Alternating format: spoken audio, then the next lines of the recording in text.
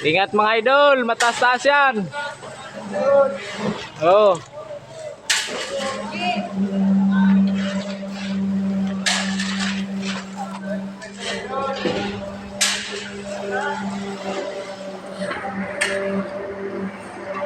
So yun mga idol, yung mga sisipag na mga construction worker, no? Matitibay yan mga idol.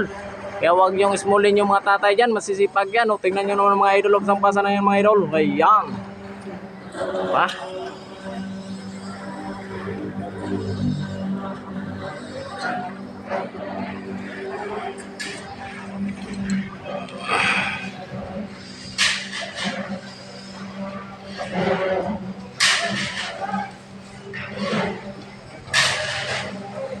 Mataas-taas na idol, mga 4th floor na yan, sa 2, 3 at sa 2, 3 at third floor pala mga idol.